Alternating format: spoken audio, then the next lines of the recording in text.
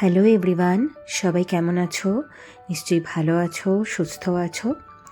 তো 12 নভেম্বর বুধবার সোনুর জন্মদিনের দিন গোটা দিনটা আমাদের কেমন গিয়েছিল তা তো তোমাদের সাথে আগের ব্লগে শেয়ারই করেছি।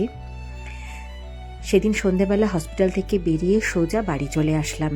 গোটা দিনটাও ওর জন্য তো কিছুই করতে পারিনি, তাই ম্যামের সাথে টিউশনে যেখানেও মারাঠি, সংস্কৃত, হিন্দি পড়তে যায় সেখানে ম্যামের সাথে আগেই কথা বলে নিয়েছিলাম যে অন্তত সন্ধেবেলাটুকু যাতে ও বন্ধুবান্ধবদের সাথে একটু মজা করতে পারে।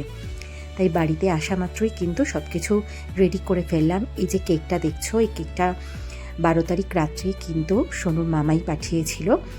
তো এই কেকটাও সাথে ওকে পাঠিয়ে দিয়েছিলাম। সাথে ওখানে যারা স্টুডেন্টসরা রয়েছে টিউশনে তাদের জন্য একটু স্ন্যাক্স চিপস, গরম গরম সিঙ্গারা, মিষ্টি এগুলো একদম প্লেট সেট দিয়ে সব কিছু দিয়ে ওর পাপার সাথে পাঠিয়ে দিয়েছিলাম। তো চলে গেল, আর আমি এখানে এসেই একদম ফ্রেশ হয়ে নিয়ে কিন্তু ওর জন্য খুব অল্প করে একটু রান্না শুরু করে দিলাম। একটু সবজি ডাল বানিয়েছিলাম, যেটাও খেতে ভীষণ ভালোবাসে। আর সাথে কিন্তু যেটা না হলেই নয়, আমাদের জন্মদিনের যেটা আসল জিনিস সেটা হলো পায়েস। তো দুটো আইটেমই ফার্স্টে কিন্তু আমি বসিয়ে দিয়েছিলাম। ডাল হওয়া মাত্রই আমি এরপরে কিন্তু বানিয়ে নিলাম 5 রকম ভাজা, আলু, পটল, মাছ ভাজা, তার সাথে ভেন্ডি, সমস্ত কিছু দিয়ে 5 রকম ভাজা আমি বানিয়ে নিলাম। আর মাছের মধ্যে তোমাদের সাথে আগেও শেয়ার করেছিলাম যে আমাদের যে মাছওয়ালা সে বসছে না, তো এক জায়গা থেকে কিন্তু মাছ নিয়ে এসেছিলো।